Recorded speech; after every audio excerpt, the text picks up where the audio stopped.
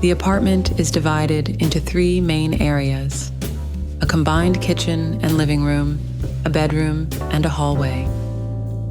The bedroom is separated from the living area by a glass wall, creating a private space while maintaining an open feel. The goal was to create a budget-friendly and easily renovated space.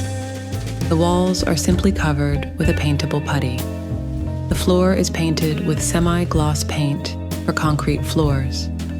The concrete ceiling is also painted, and this creates a raw, industrial-style shell that is easy to maintain.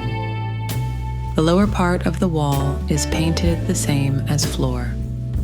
Wall panels create a vertical rhythm in the living and dining areas, while in the bedroom, they become a single horizontal panel along the floor and above the headboard.